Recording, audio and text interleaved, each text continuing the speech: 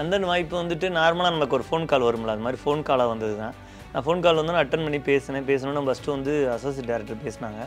பேசிவிட்டு எனக்கு வந்து இந்த மாதிரி தகவல் சொன்னாங்க, இந்த மாதிரி ஒரு படம் இருக்குது பண்ணுறீங்களா அப்படின்னு. நான் அதுக்காக தான் சினிமாவுக்கு போகணுங்கிறதுக்காக தான் யூடியூப் சேனலே ஆரம்பிச்சது. இவங்க வீடியோ பார்த்தோன்னா இதுக்கு பேர் ப்ராங்க்குங்கிற டைட்டில் தெரிஞ்சிச்சு எனக்கு. இதுக்கு பேர் ப்ராங்கா, அப்போ நம்ம பண்ணிட்டு இருக்க ப்ராங்க் போல இருக்குங்கிற வார்த்தை. ஏன்னா நம்ம இங்கிலீஷ் மீடியம் கிடையாது, அதை பற்றி நமக்கு நாலேஜ் இல்லை. தெரிஞ்சுக்கிட்டேன். நான் கொஞ்சமாக அதை பற்றி கேதர் பண்ண ஆரம்பித்து அப்புறம் தான் சரி சேனல் ஆரம்பிக்கலாம்னு ஒரு பேரை ஒன்று சூஸ் பண்ணணும். ஒற்றுமையான ஒரு உயிரினம் எறும்பு. இங்கிட்டு இருக்காங்களே எதிரொலியில் இவங்க என்னன்னா சேனல் டெலிட் பண்ணு, நீ எதுக்கு ரன் பண்ணுற, நீ ரன் பண்ணிட்டு இருந்துருவே, உயிரோடு வந்துருவேங்கிற மாதிரி பிரச்சனைகள். இவங்க யாருன்னா எதிராளிங்கன்னா யூடியூப் சம்மந்தப்பட்டவர்கள் இல்லை, நான் நடத்தி வளர்ந்து வர்றதே பிடிக்காத ஊர் சம்மந்தப்பட்டவர்கள். கொலை மட்டும்லாம் வருவாங்களா? எனக்கு அதிகமாக வந்து ரஜினி சார், அம்மா வந்து சொல்லணும்னா ரஜினி சார் படத்தை பார்ப்பேன். கமல் சார் படத்தை பார்க்குற அளவுக்கு அந்த சின்ன பிள்ளையில எனக்கு புரிதல் இல்லை, பார்க்கவும் முடியாது. நான் அதனால் ரஜினி சார் படங்கள் பார்த்தேன். அதுக்கடுத்து லாரன்ஸ் சார் எனக்கு பிடிக்கும். இதுக்கு இடைப்பட்ட இதில் வந்து விஜய் சார், அஜித் சார் எல்லாரையும் பிடிக்கும். மெயின் ப்ராசஸ் மெயின் என்னன்னு பார்க்கணும்ல. படம்னு ஒன்று பண்ணிட்டு இருக்காங்க, படத்தை ரிலீஸ் பண்ண விடாமல் தடுப்பாங்களோ, யார் ப்ரெஷர் பண்ணான்னு தெரில. அப்படி இருந்தாலும் படத்துக்காக பயந்துருக்கலாம் மொழியை, அவங்க யூடியூப்காக பயந்துருக்க வாய்ப்பே இல்லை. யூடியூப்லாம் அவங்க நிறைய விஷயங்கள் ஆல்ரெடி பண்ணிட்டாங்க, எல்லாத்தையுமே கலாச்சிட்டாங்க. எல்லா தலைவர்கள் மாதிரி பேசுவாங்க அவங்க. ஆமாம் ஆமாம்.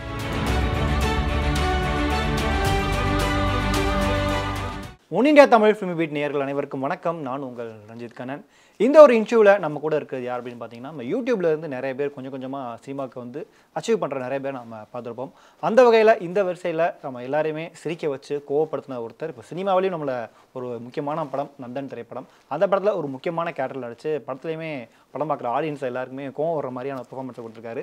வேறு யாரும் இல்லை, கட்டெரும்பு ஸ்டாலின். வணக்கம். வணக்கம் பிரதர், எப்படி இருக்கீங்க? நல்லா இருக்கேன். ஸோ நந்தன் திரைப்படம் ரிலீஸ் ஆகி ஒரு நல்ல பேசுபொருளாக மாறி இருக்குது, ஒரு விவாதத்தையும் அந்த படம் கிளப்பியிருக்கு. அந்த படத்தில் ஒரு முக்கியமான ஒரு கேரக்டரில் பண்ணியிருக்கீங்க.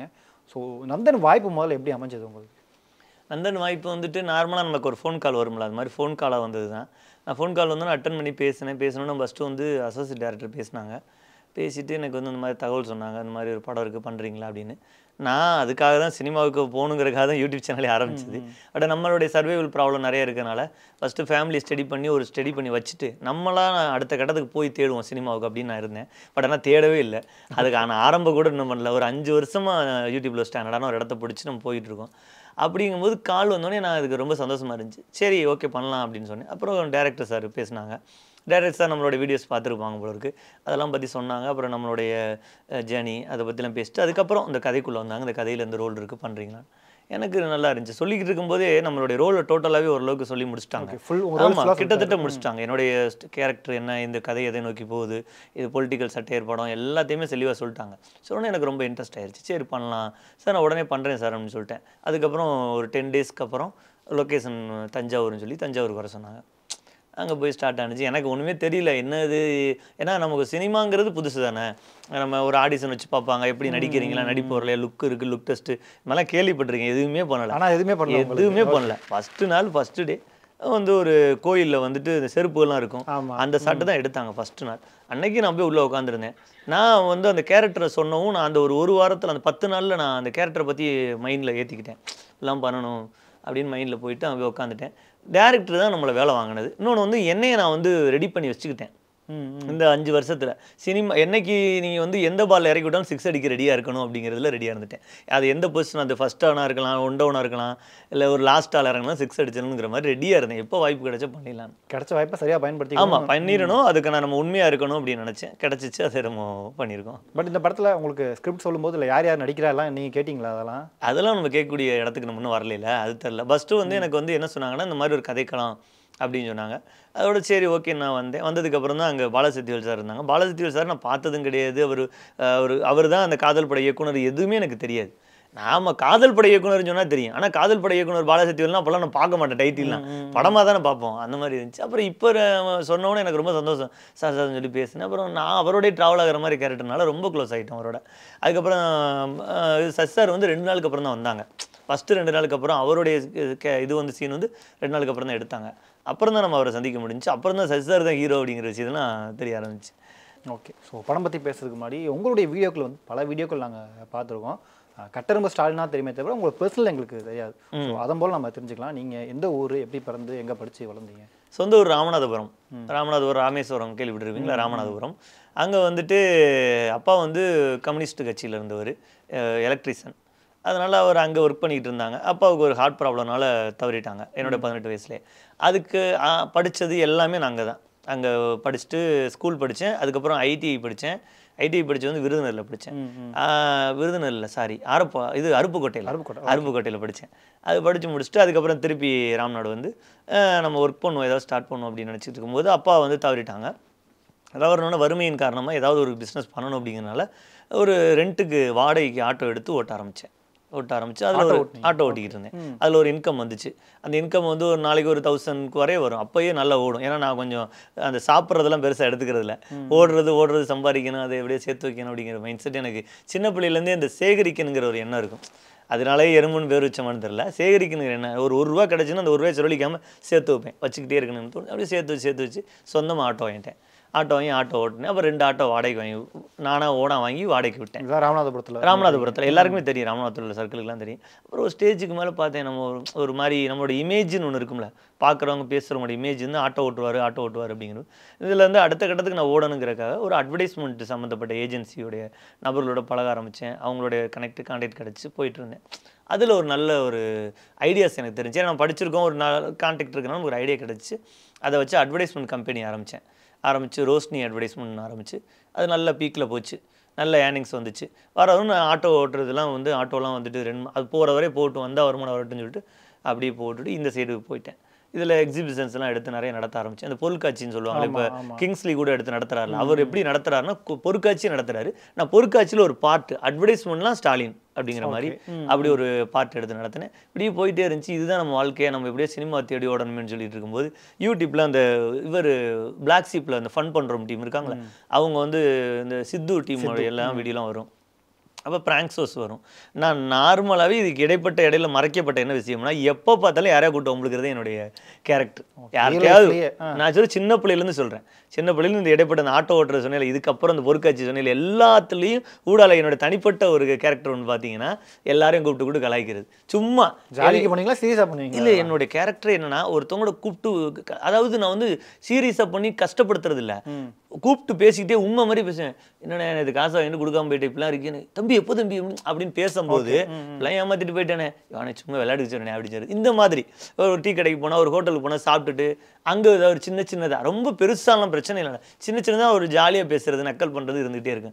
இவங்க வீடியோ பார்த்தோன்னா, இதுக்கு பேர் ப்ராங்க்குங்கிற டைட்டில் தெரிஞ்சிச்சு எனக்கு. இதுக்கு பேர் ப்ராங்கா, அப்போ நம்ம பண்ணிட்டு இருக்க ப்ராங்க் போல இருக்குங்கிற வார்த்தை. ஏன்னா நம்ம இங்கிலீஷ் மீடியம் கிடையாது, அதை பற்றி நமக்கு நாலேஜ் இல்லை. தெரிஞ்சுக்கிட்டேன். நான் கொஞ்சமாக அதை பற்றி கேதர் பண்ண ஆரம்பித்து அப்புறம் தான் சேனல் ஆரம்பிக்கலான்னு ஒரு பேரை ஒன்று சூஸ் பண்ணணும். ஒற்றுமையான ஒரு உயிரினம் எறும்புங்கிறது ஒற்றுமையான உயிரினம். நம்மளும் இந்த சேர்த்து வைக்கிறோம்ல, அது மாதிரி சேகரிப்பாக சேர்த்து வைக்கும் அட்வான்ஸாக. அது ஒரு யானையோடைய காதில் போய் எறும்பு போச்சுன்னா யானையே கவுத்திரும், தகுதியானது. இன்னொன்று வந்து எவ்வளோ பிரச்சனை வந்தாலும் ஒரு கல்லையோ ஒரு விரலை கூட வச்சிங்கன்னா இப்படி நேராக போய் முட்டி ஏறிட்டு போகாது, அது ஒதுங்கிட்டு போகும்.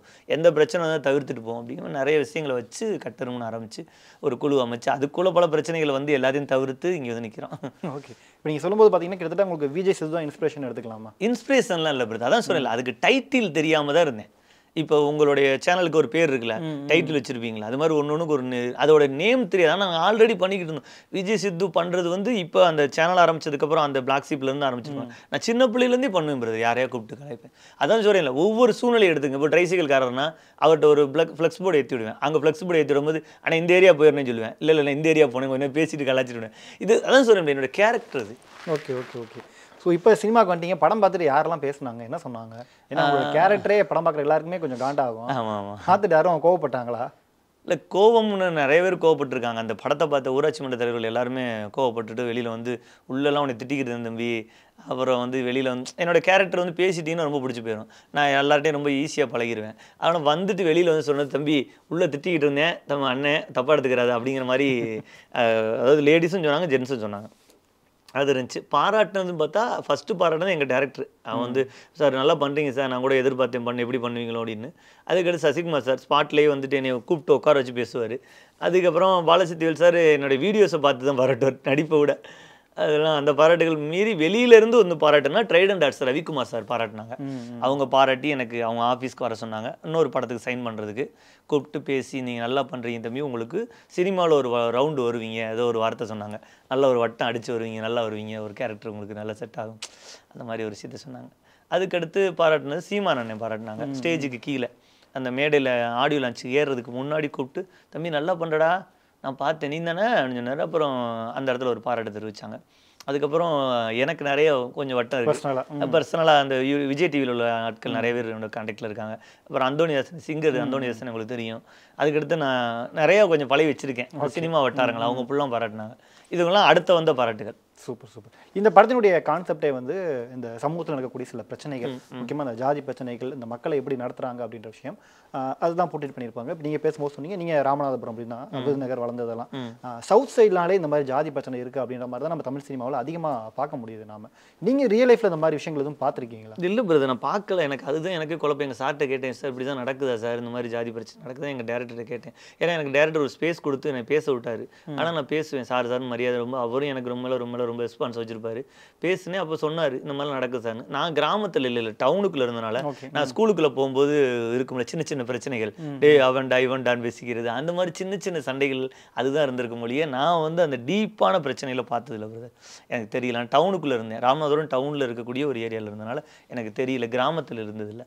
அதனால் உள்ள இன்டெப்த்தாக இன்னும் நிறைய நடந்துகிட்டு இருக்குங்கிறத கேள்விப்பட்டேன். அதுக்கப்புறம் என் ஃபியூச்சரில் என்னோட ஏஜ் ஆக ஆக ஒன்று கேள்விப்படுவோம், அது இருக்கு நேரில் பார்த்ததில்லை. ஓகே.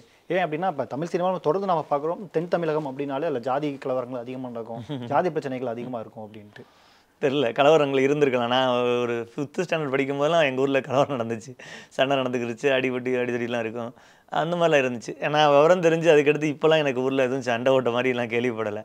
ஆனால் ராம்நாடுனாலே ஒரு ஒரு ஒரு குறிப்பாக வந்து இப்படி இருக்கும் அப்படின்னு சொல்லுவாங்க, ஒரு வறட்சியான மாவட்டம்னு சொல்லுவாங்க, தண்ணிலாம் அப்படின்னு நான் கேள்விப்பட்டேன். தண்ணிலாம் கிடைக்குது ஈஸியாக, அந்த பிரச்சனையும் கிடையாது. ஆனால் சண்டைகள் இருக்க தான் இருந்துச்சு, இல்லைங்கிற வார்த்தையை நான் சொல்லவே கூடாது, இருக்க தான் இருந்துச்சு. ஜாதி சண்டைகள் இருந்துச்சு, மத சண்டைகளாக பெருசாக கேள்விப்பட்டார். ஜாதி சண்டைகள் இருந்துச்சு, ஒரு காலத்தில் இருந்துச்சு. ஒரு காலம்னா நான் எனக்கு 8th ஸ்டாண்டர்ட் 5th ஸ்டாண்டர்ட்லாம் நான் கேள்விப்பட்டிருக்கேன். அப்பப்போ சண்டை வரும். அப்பா வந்து கம்யூனிஸ்ட் சொன்னாலும் அதை பற்றி ரொம்ப காமனாக பேசுவார். எல்லாருமே வேணும், எல்லாரும் இது பண்ணணும், இப்படி சண்டை எடுக்கிறேன், இப்படி சண்டை அப்படி மாதிரி பேசுவாங்க. ஆனால் கேள்விப்பட்டிருக்கேன். பட் நான் கண்ணார போய் ஒரு பெரிய கொலைகளையோ பெரிய சம்பவங்களையோ பார்த்ததில்லை. இப்போ மாறி இருக்கா? இப்போ சும்மா சுத்தம் மாறிடுச்சு பிரதர். எங்கள் ஊர்லலாம் ஒன்றுமே அந்த மாதிரி எதுவுமே இல்லை பிரதர். எங்கள் ஊரில் வந்து நீங்கள் ஒன்று முஸ்லீம்ஸ் இந்து ஒற்றுமையான ஊர்னாலே அது எங்கள் ஊரை சொல்லலாம். அந்த மாதிரி பிரதர். நீங்கள் ராமநாதபுரத்தில் நீங்கள் கேள்விப்பட்டீங்களான்னு தெரியல, எங்கள் எல்லாருமே சின்ன கடைன்னு ஒரு இருக்கும், ஒரு கீழக்கரைன்னு இருக்கும், எல்லாம் இந்து முஸ்லீம்ஸ் ஒற்றுமையான அவ்வளோ கேள்விப்பட்டிருக்கீங்க. சாயல்குடி நீங்கள் கீழக்கரை வந்து சின்ன சிங்கப்பூர்னு சொல்லுவாங்க, அந்த அளவுக்கு ஊருக்குள்ளே போனீங்கன்னா அவ்வளோ அழகாக இருக்கும். வீடு சின்ன வீடை பார்க்குறதே பெரிய விஷயம், பெரிய வீடாக தான் இருக்குது எல்லாமே இருக்குது. அது மாதிரி சின்ன கடைன்னு ஒரு ஏரியா இருக்குது ராமநாதபுரத்தில், ஃபுல்லாக முஸ்லீம்ஸ் தான் இருப்பாங்க. ஆனால் உள்ள இந்து அவ்வளோ பேர் இருப்பாங்க, எல்லாரோடையும் இணக்கமாக பழகுவாங்க. ஒரு ரம்ஜான் வந்தால் சாப்பாடு வந்து கொடுத்துருப்பாங்க, என்ன மச்சான் மாமா மச்சான்னு பேசிக்கிறாங்க, அந்த மாதிரிலாம் பேசிக்கிறாங்க. அது மாதிரிலாம் இருக்காங்க. மோஸ்ட்லி மதச்சண்டைகளும் கேட்டு ஜாதி சண்டை இப்போ கேள்விப்படலை. அதாவது நான் சொல்கிறது வந்து விவரம் தெரிஞ்சதுலேருந்து இப்போ வரை பெருசாக வரல. சின்ன சின்ன இடங்கள் அங்கங்கே நடந்துச்சா, ஊருக்குள்ளே நடக்குதான்னு தெரில, நடக்க தான் செய்யுது. அதெல்லாம் இல்லைன்னு சொல்லி வார்த்தை சொல்லக்கூடாது. இன்டெப்த்தாக பார்த்தீங்கன்னா இப்போ ராமநாதபுரத்தில் அந்த மாதிரி சம்பவங்கள் இல்லை. அதுக்கடுத்து அம்மா ஒரு மதுரைனால நான் வந்து மதுரைக்கு வர போக்குவரத்து இருப்பேன். மதுரையில் நிறைய சம்பவங்கள் நான் கேள்விப்பட்டிருக்கேன். சின்னதாக ஒரு பீடி, ஒரு சீரட்டு பீடிக்கெலாம் சண்டை விட்டுட்டு கொலைலாம் பண்ணிக்கிற மாதிரிலாம் நடக்கும், அதெல்லாம் இருக்குது. இப்போ வந்து நிறையா படிச்சிட்டனால பசங்க எல்லாம் நாலேஜ் ஆகி அடுத்தடுத்த வேலையை பார்க்க போயிட்டான், எல்லாம் மாமா மச்சானுக்கு கோர்த்துக்கிட்டு போகிறாங்க. பட் இது ஊராட்சி மன்ற தலைவர்கள் பிரச்சனை, இதை பற்றி எனக்கு தெரியாது.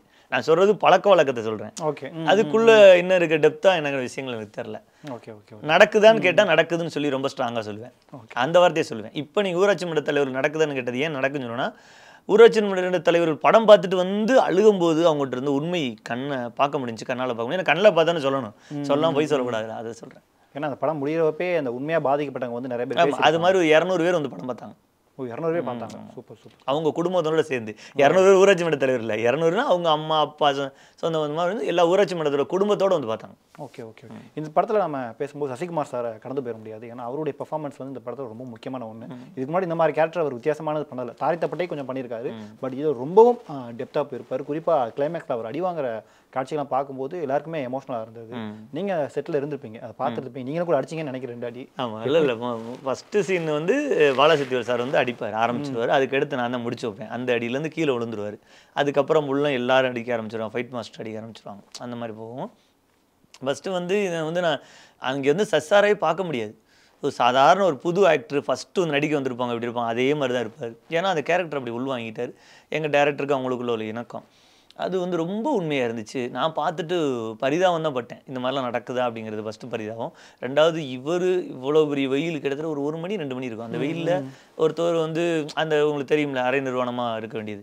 அந்த சுச்சுவேஷனில் நான் பார்க்கும்போது இவரே இவ்வளவு கஷ்டப்படுறாரு. நான் இத்தனை படங்கள் பண்ணேன், எவ்வளோ பெரிய இயக்குனர், நம்மளாம் இது தூசுரா இனிமேல் நம்ம கற்றுக்கிறனுங்கிற மாதிரி ஒரு அனுபவத்தை கொடுத்துச்சு. எனக்கு ஒரு வேதனை இருந்துச்சு. அங்கே பார்க்கும்போது ரொம்ப வேதனையாக இருந்துச்சு எனக்கு. பாவம் அப்படி கிடக்கிறாரு. ஏன்னா டேரக்டர் இதா சார் இன்னைக்கு கூட ஒரு பதிவு போட்டிருக்காரு. அது சொல்லியிருந்தாரு, நான் ரொம்பவும் ஸ்ட்ரிக்டாக நடந்துக்கிட்டேன், சும்மா நடிக்காதீங்க, உண்மையாக அடிங்க, உண்மையாக பாதிக்கப்பட்டவங்களோட வழி எப்படி இருக்குன்றதை நம்ம பதிவு பண்ணணும். அதுவும் அந்த டாய்லெட்லாம் வந்து ஒரு 18 பேர் குடும்பம் யூஸ் பண்ணுற ஒரு டாய்லெட், அதில் பிடிச்சி தள்ளணும் அப்படின்னு. 18 பேரில் பிரதர் ஒரு 40 பேர்கிட்ட இருப்பாங்க பிரதர். அந்த ஏரியாவில் காலனி அது. ஓகே.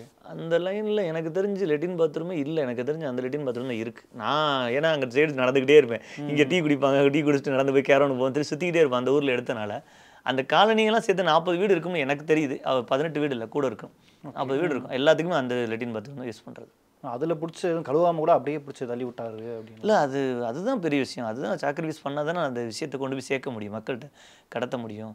அதுக்காக உண்மையாக இருந்திருக்காங்க. இயக்குனர் உண்மையாக இருந்திருக்காரு, சசிகுமார் சாரும் உண்மையாக இருந்திருக்காரு. அதுதான் உண்மை. உங்களுக்கு ஒரு மிகப்பெரிய பாடமாக இருந்திருக்கும்ல, அது இதான் நடிப்பு. அதுதான் பிரதர் கற்றுக்கிறணும். சினிமானா என்னன்னே தெரியாமல் நம்ம போயிட்டோம்ல. இப்போ நம்ம ஒரு பாடத்தை கற்றுருக்கோம்ல. ஓகே, நம்ம எதில் சொன்னாலும் என்ன சொன்னாலும் செய்யணும் அப்படிங்கிறதுல ரொம்ப ஸ்ட்ராங்கான ஒரு பாடத்தை கொடுத்துருக்காது.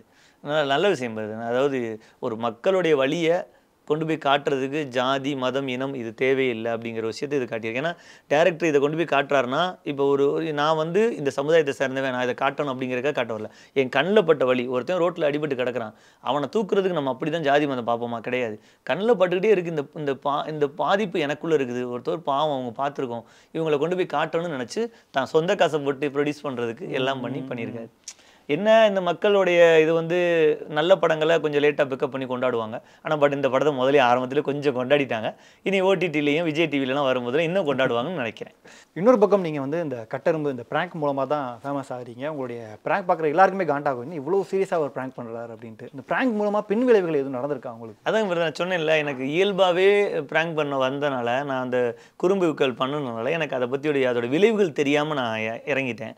இதுக்கு முதல்ல ஒரு டீம் ஃபார்ம் பண்ணணும், அந்த டீமுக்கு சேலரி கொடுக்கணும், இந்த டீமை கொண்டு போய் இழுத்து கொண்டு போய் இதுக்குள்ள பல ப்ராப்ளங்கள் இருக்குது. இங்கிட்டு இந்த பக்கம் பார்த்தா நான் ஒன்று பண்ணிக்கிட்டு இருக்கும்போது எனக்கு எதிராளிகள்னு சொல்லுவாங்கல்ல, என்னை பிடிக்காதவர்கள் இல்லை, அவங்க என்னை பழி வாங்குறதுக்கான முயற்சிகள். இங்கிட்டு பார்த்தா நான் ப்ராங்க் பண்ண நபர்கள் இருக்காங்களே, அவங்களுடைய குடும்பங்கள்ல இருந்து வரக்கூடிய பிரச்சனை. இந்த 3த்தையும் ஃபோக்கஸ் பண்ணணும். டீமை ஈஸியாக ஃபோக்கஸ் பண்ண, தம்பி அண்ணன் காசு இல்லை, கொஞ்சம் சமாளித்து வாங்கடா, ட்ராவல் பண்ணணும், பார்த்துக்கிறோன்னு இவங்களை ஈஸியாக சமாளிச்சிடலாம். இங்கிட்டு இருக்காங்களே எதிராளியில், இவங்க என்னன்னா சேனல் டெலிட் பண்ணு, நீ எதுக்கு ரன் பண்ணுற, நீ ரன் பண்ணிட்டு இருந்துருவே, உயிரோடு இருந்துருவேங்கிற மாதிரி பிரச்சனைகள். இவங்க யாருன்னா எதிராளிகள்னா யூடியூப் சம்மந்தப்பட்டவர்கள் இல்லை, நான் நடத்தி வளர்ந்து வர்றதே பிடிக்காத ஊர் சம்மந்தப்பட்டவர்கள். கொலை மட்டும் எல்லாம் வர்றாங்களா? ஊர் சேனல் டெலிட் பண்ணி இல்லை உன்னை என்னென்ன பண்ணிடுவோங்கிற மாதிரி. கொலையாக பண்ணிட முடியும், நமக்குன்னு ஒரு பேக்ரவுண்ட் இருக்கும்ல, அது ஒரு விஷயம். அப்போ வந்து இப்படி மிரட்டும் போது இதை நான் ஃபோக்கஸ் பண்ணுறதா, எங்களுக்கு வீடியோவுக்கு நம்ம ஃபோக்கஸ் பண்ணுறதாங்கிற மாதிரி ஒரு மனநிலையில் ஆகிட்டு ஒரு 3 months 4 months நிப்பாட்டி வச்சுருந்தேன் வீடியோலாம் போடாமல். அதுக்கப்புறம் ஊர்லேருந்து ராம்நாட்டில் பண்ணாமல் வெளியில் வந்து மதுரையில் பண்ண ஆரம்பித்தேன். மதுரையில் கொஞ்சம் சப்போர்ட் கிடைச்சேன், அம்மா ஊர் மதுரை, அங்கிட்டு சப்போர்ட் கிடச்சி. அதுக்கப்புறம் நான் யோசித்தேன், நம்ம எப்போவுமே ஒரு படி மேலே தான் யோசிக்கணும் அப்படின்னு சென்னைக்கு வந்து சென்னையில் ஒரு ரெடி பண்ண ஆரம்பித்து சென்னையில் பண்ண ஆரம்பித்தேன். அதுக்கடுத்து திருச்சி, கோயம்புத்தூர், தஞ்சாவூர் பண்ணல, திருப்பூர், இந்த மாதிரி எல்லா ஊருக்குமே பண்ண ஆரம்பித்தேன். நடுவில் சினிமா நடிகர்கள் வனிதா, கஞ்சா கருப்பு இவங்கெல்லாம் பண்ணியிருந்தீங்களே, ஆமாம், அதெல்லாம் எப்படி? அதாங்க பிரதர், நான் சொன்னேன் பிரதர், என்னால் ஒரு இடத்துல இருக்க முடியாது பிரதர். என்னால் வந்து என்னுடைய வாழ்க்கையை நான் வந்து எப்படி யோசிக்கிறேன்னா, இந்த புள்ளிக்குள்ளே அடக்கிறதுக்கு எனக்கு எய்ம் இல்லை. நம்ம அடுத்தடுத்து முயற்சி எடுப்போம். இந்த முயற்சி இவங்க தான் எடுக்கணுங்கிற எண்ணமே கிடையாது. நான் முயற்சி எடுக்கணுங்கிறது தான். நான் எங்கே ஆட்டோக்குலேருந்து ஆரம்பித்து அப்பா தவறிட்டாங்க, ஒரு பேக்ரவுண்ட் இல்லாமல் அங்கே ஆரம்பித்து இங்கே வந்து உட்காந்துருக்கேன். இது காரணம் வந்து நான் எதை நினைக்கிறேன்னா, என்னுடைய தன்னம்பிக்கையை, நான் என்னுடைய உழைப்பை நான் நம்புகிறேன். அப்போ நான் என்ன நினைக்கிறேன், அடுத்தபடின்னு யோசிக்கும் போது ப்ராங்க்கில் எல்லாரும் பப்ளிக்கை பண்ணுறான், நான் இனோவேட்டிவாக என்ன பண்ணலாம், யூனிக்காக ஏதாவது யோசிச்சது தான் அந்த டிக்டாக்கர்ஸ், யூடியூபர்ஸ். அதுக்கப்புறம் தான் யோசிச்சது தான் செலிபிரிட்டி. அதில் டிக்டாக்கர்ஸில் ஃபஸ்ட்டு பண்ணினது வந்து ஜிபி முத்து, அவருக்கும் அந்த நேரத்தில் ஒரு பிக்கப் கொடுத்தோம். அதுக்கப்புறம் ரவுடி சூர்யா, காத்து கருப்புக்கலை, சாதனா, எக்ஸட்ரா நிறைய போச்சு. அதுக்கப்புறம் வந்து செலிபிரிட்டிக்கு தான் ஆரம்பித்தோம். அதான் ஒரு மைண்ட் ஒரு இடத்துல இருக்காது, அடுத்து என்ன பண்ணலாம்னு யோசிச்சது தான் செலிபிரிட்டி. கஞ்சா கருப்பு, வனிதாக்கா, இப்படி நிறைய பேர் பண்ணிட்டோம். சதீஷ் வர பண்ணியிருக்கீங்க போலியே. 45லேருந்து 50 நடிகர்கள் பண்ணியிருக்கோம் இதுவரை மொத்தம். இதை பர்சனலாக நோட் பண்ணி யாராச்சும் சினிமாவுக்கு நடிக்கவா அப்படின்னு கூப்பிட்டுருக்காங்களா? அதாங்க பிரதர், டேரக்டர்ஸை தான் கூப்பிட்ருக்காங்க. ஆக்டர்ஸ் யாருமே இதை பற்றி கன்சல்ட் பண்ணதில்ல. போய் பண்ணுவோம், பேசுவோம், பிச்சு சிரிப்பாங்க, எல்லாம் ஜாலியாக பேசுவாங்க. ஒரு பட வாய்ப்பு இருக்கு வாங்கன்னு இதுவரையும் ஆக்டர்ஸ் கூப்பிட்டதில்ல. டேரக்டர்ஸ் கூப்பிட்டாங்க. எக்ஸாம்பிளுக்கு எங்கள் டேரக்டர் இயக்குனர் இரா சரவணன் சார், அதுக்கடுத்து சேதுபதினு ஒரு டேரக்டர், இருளில் ராவணன் படம் பண்ணி முடிச்சிட்டேன். இன்னொரு டேரக்டர் மூர்த்தின்னு ஒரு டேரக்டர், அந்த படம் பண்ணி போயிட்டு இருக்குது. இன்னொரு டேரக்டர், 4 படம் 4 படம் ரிலீஸ் ஆக போகுது. அடுத்து 3 படம் தான் ரிலீஸ் ஆக போகுது. 3 படம் இல்லை, ஒரு படம் தான் ரிலீஸ் ஆயிடுச்சுல. இந்த 2 ரிலீஸ் ஆக போகுது, இன்னும் 1 இப்போ ஸ்டார்ட் பண்ண போகிறாங்க, கூப்பிட்டுருக்காங்க. சூப்பர். அடுத்தடுத்து வாய்ப்புகள் வருது சினிமா. இதை வச்சு தான் வந்துச்சு. ஆனால் இதை வச்சு வந்துச்சுங்கிறக்கான நான் அந்த கேரக்டராகவே பண்ண போகல. ஒரு படத்தில் வேற வேறு கேரக்டர்.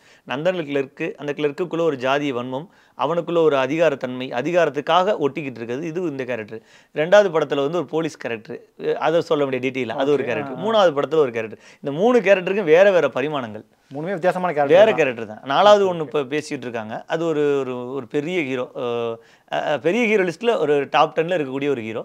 அவர் படத்தில் ஒரு கேரக்டர்னு சொல்லியிருக்கேன். அதுவுமே வந்து இது சம்மந்தப்பட்டது கிடையாது. இந்த மாதிரி ஒரு கேரக்டர் கிடையாது. அதுக்கான இடம் வேற. சூப்பர். பர்சனலாக எந்த ஒரு நடிகர் மீதாவது உங்களுக்கு இது இருந்துச்சா, ஆசை, சின்ன வயசுலேருந்து இவரோட ரசிகராக இருந்தேன் அப்படின்ட்டு? அதாங்க பாருது, எனக்கு லாரன்ஸ் அண்ணனை ரொம்ப பிடிக்கும். லாரன்ஸ் அண்ணனை பிடிக்கும். அது வந்து ஒரு விவரம் தெரிஞ்சதுக்கு அப்புறம் நல்லா டீட்டெயிலாக, அதாவது இந்த ஆட்டோலாம் ஓட்டி இந்த அட்வர்டைஸ்மெண்ட்லாம் முடிச்சு வந்த டயத்தில் எனக்கு பிடிக்கும் லாரன்ஸ் அண்ணன். ஆரம்ப காலத்துலேருந்து பிடிச்சது வந்து பார்த்திங்கன்னா ரஜினி சார் ரொம்ப பிடிக்கும். ஏன்னா ரஜினி சாருக்கு ஃபேன் வந்து அம்மா, அப்பா வந்து கமல் சார் ஃபேனு.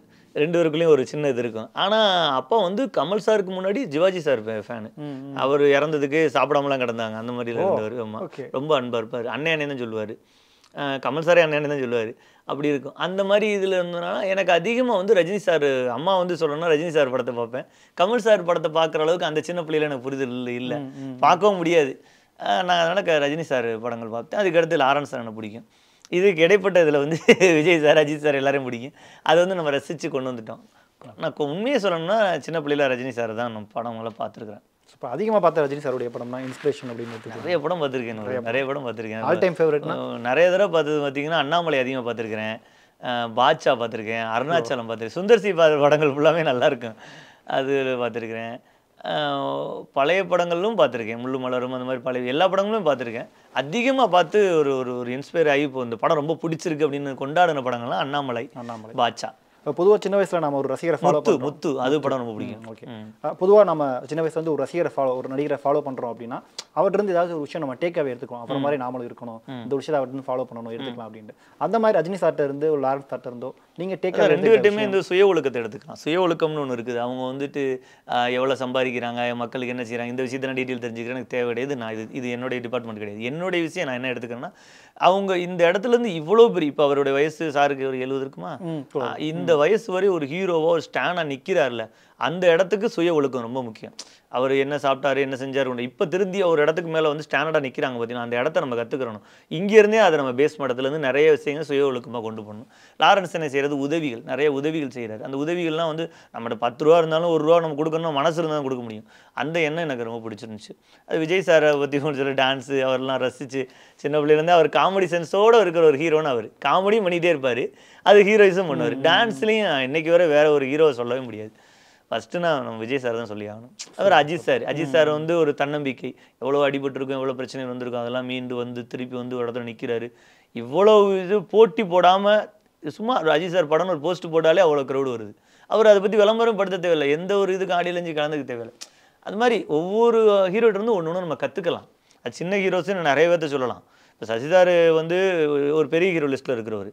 அவர் வந்து மக்கள், அந்த மக்களுடைய படங்கள் இருக்காங்க, அதாவது மதுரை மக்கள், ராமநாதபுரம் மக்கள், தென் மாவட்ட மக்கள் கதையினாலே அவர் தான்.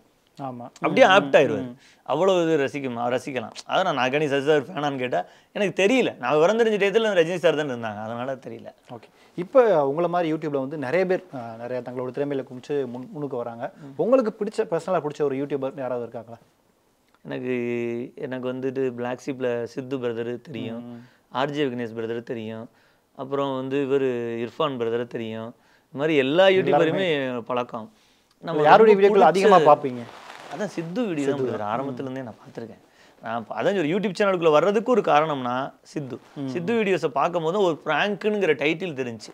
ஆனால் அவர் ஃபஸ்ட்டு, அதுக்கப்புறம் வந்து கோபி சுதாகர் வீடியோ நிறைய பார்த்துருக்கேன். கோபி எல்லாரோடையும் பேசிக்கிறோம் பிரதர். ஓகே, எல்லாரோடையும் பேசிக்கிறேன், எல்லாருமே பிடிக்கும். பட் ஆனால் நான் உள்ளே வரும்போது சித்து ஒரு காரணம். ஓகே, இறுதியாக ஒரு கேள்வி. நீங்கள் யூடியூபர் அப்படின்றதுனாலும் கேட்குறேன். கோபி சுதாகர் பற்றி பேசுனீங்க. இப்போ ரீசெண்டாக வந்து இந்த லட்டு இஷ்யூ வந்து மிகப்பெரிய ட்ரெண்ட் ஆச்சு. அவங்களுடைய வீடியோக்களும் கூட நீக்கினாங்க. இதுக்கு பலரும் தங்களுடைய கருத்துக்கள் சொல்லிட்டு இருந்தாங்க. எதுக்கு இவங்க டெலீட் பண்ணணும், இவங்க ப்ராங்க் தானே எப்பயும் போல கலாய்ச்சி தானே பண்ணுறாங்க, எதுக்கு இவங்க டெலீட் பண்ணணும் அப்படின்ட்டு. ஸோ ஒரு யூடியூபராக இதை நீங்கள் எப்படி பார்க்குறீங்க? அதான் அவங்க அப்போ நான் வரும்போது பார்க்கும்போதே கலைஞர் சார் மாதிரி கெட்ட போட்டிருப்பாங்க, இங்கிட்ட ஸ்டாலின் சார் மாதிரி கெட்ட போட்டு பண்ணுவாங்க. அப்போயே தெரிஞ்ச எதிர்ப்பு வந்திருக்க தெரிஞ்சிருக்காங்க. அதுக்கு முன்னாடி அவங்க இன்னொரு சேனலில் இருந்தாங்க, மெட்ராஸ் சென்ட்ரல்னு ஒரு சேனலில் இருந்தாங்க. அப்போயே அவங்களுக்கு நிறைய எதிர்ப்பு வந்திருக்கு. எதிர்ப்பு இல்லாமலாம் இருந்திருக்க மாட்டாங்க. இப்போ ஏன் அவங்க பயப்படணும்னா இப்போ படம் பண்ணிக்கிட்டு இருக்கிறாங்க. ஓகேங்களா, அந்த படத்துக்கு ஒரு தடையை வச்சு விதைச்சிருவாங்க, இல்லைன்னா விதிச்சிருவாங்க, அந்த மாதிரி ப்ராப்ளம் வந்துடும் பயப்படுவாங்க. ஏன்னா ஒரு படத்தை எடுக்கிறோட ரிலீஸ் பண்ணுற என்னன்னு எங்கள் படத்தை தான் நந்தனத்தை பார்த்தா தெரிஞ்சு. பாவம் அவ்வளோ கஷ்டங்கள். ஒரு படம் எடுத்துகிட்டு இருக்கோம் பிரச்சனை, எடுத்து முடிச்சுட்டு ரிலீஸ் பண்ணுறதுக்கு பிரச்சனை, இவ்வளோ இருக்கனால அவங்களுக்கு அந்த படத்தை பற்றி ஒரு எண்ணங்கள் இருந்திருக்கும். சேனலை பற்றிலாம் எனக்கு தெரிஞ்சு பயமே இருந்திருக்காது. சேனல் ரன் பண்ணுறதா இருந்தால் தான் இந்த நேரம் இத்தனை பிரச்சனை வந்திருக்கு. ஏன்னா எல்லா கட்சிகளையுமே அவங்க பண்ணியிருக்காங்க. அப்படிங்கும்போது வந்துருக்கு படம் பண்ணிகிட்டு இருக்காங்கல்ல, அவன் படத்தை நீங்கள் ரிலீஸ் பண்ணணுமா வேணாம், அதுக்காக தான் டெலிட் பண்ணியிருக்காங்க. அந்த மாதிரி இருக்கலாம். அதாவது மெயின் ப்ராசஸ் என்ன, மெயின் என்னன்னு பார்க்கணும்ல. படம்னு ஒன்று பண்ணிட்டு இருக்காங்க, படத்தை ரிலீஸ் பண்ண விடாமல் தடுப்பாங்களோ, யார் ப்ரெஷர் பண்ணான்னு தெரில. அப்படி இருந்தாலும் படத்துக்காக பயந்துருக்கலாம் மொழியை, அவங்க யூடியூப்காக பயந்துருக்க வாய்ப்பே இல்லை. யூடியூப்லாம் அவங்க நிறைய விஷயங்கள் ஆல்ரெடி பண்ணிட்டாங்க, எல்லாத்தையுமே கலாய்ச்சிட்டாங்க. எல்லா தலைவர்கள் மாதிரி பேசுவாங்க அவங்க. ஆமாம் ஆமாம் ஆமாம். ஏன்னா நம்ம அந்த டிபார்ட்மெண்ட் கிடையாது. நம்ம தலைவர்களை கலாய்க்க முடியாது, யாரையும் ஒன்று ஒன்லி பப்ளிக்கோட போவோம். அவங்க விருப்பம் இருந்தால் தான் நம்ம அப்லோட் பண்ணுவோம். அந்த மாதிரி போய்ட்டோம். நம்ம சேஃப் ஜோன்லேயே போனனால நமக்கு ஃபோன் வந்து மிரட்டல் வந்ததில் யாருன்னா தலைவர்களோ அந்த சைடு இல்லை, என்னையே வாழக்கூடாதுன்னு நினச்ச ஒரு குரூப், நான் வளரக்கூடாதுன்னு யோசிச்ச குரூப் இருக்கும்ல, அந்த மாதிரி மிரட்டல் சேனல் டெலிட் பண்ணலாம் சொல்லுவாங்க. எனக்கு காமெடியாக இருக்கு. என்னடா என்ன பண்ண, ஏய் நீ வந்து இந்த கட்டரும்பு சேனல் தானே, உனக்கு தெரியும் எங்களுக்கு, நீ என்ன செய்ய சேனல் டெலிட் பண்ணிடுற இன்னைக்கு இல்லைன்னு. சேனல் டெலிட் பண்ணா கம்ப்ளைண்ட் எதுவும் பண்ணலையா? அப்படி மாதிரி இல்லைங்க பிரதர். இப்போ நம்ம அந்த விஷயத்தை கம்ப்ளைண்ட் பண்ணுறதுக்கான முயற்சி எடுத்தோம்னா அந்த கேரக்டரை வளர்த்து விடுற மாதிரி ஆகும். இப்போ நீங்கள் உங்களுக்கு இப்போ நான் சொன்னேன் எனக்கு நீ நியூஸ் போட மாட்டீங்களா, எனக்குன்னு சில நிறைய பழக்க வழக்கங்களை உருவாக்கி வச்சுருக்கேன். கொலை மிரட்டல் அந்த மாதிரி வந்தால் நம்ம அதை கம்ப்ளைண்ட் பண்ணலாம். அந்த நேரத்தில் ஒரு காமெடியாக அவங்க வந்துட்டு சேனல் டெலிட் பண்ணு, நீலாம் முன்னேறதுக்கு நான் தான் காரணம், நான் வந்து யார் ராணின்னு கேட்குற மாதிரிலாம் இருக்கும். அவ்வளோ காமெடியாக நடக்கும். சும்மா ஃபோன் அடிச்சுட்டு வந்துட்டு நான் அவனை பார்த்துருக்கேன், அவரோட ஃப்ரெண்டு அவரோட ஃப்ரெண்டு தான், நீங்கள் இந்த ஊரில் வந்து வீடியோ பண்ணக்கூடாது, அதெல்லாம் நிறைய வரும். அது வந்து காமெடியாக வர்ற காலாக தான் நான் எடுத்துக்கிருவேன். அதனால் அது பெருசாக ஒன்று இது பண்ணால் அதுக்கு நான் இது ரிட்டர்ன்ஸும் எதுவும் கொடுக்கல, இப்படியும் பண்ணுறது கிடையாது, அப்படியே விட்டுறது. இப்படியும் நான் அதை கண்டுக்கிறாமல் காமெடி எடுத்துச்சு. ஆனால் சேவ் பண்ணி வச்சுக்கிறேன், ரெக்கார்டிங் பேசுனது அப்படிலாம் வச்சுக்கிறேன், நமக்கு பிரச்சனை ரொம்ப காட்டிக்கிறோம்னு.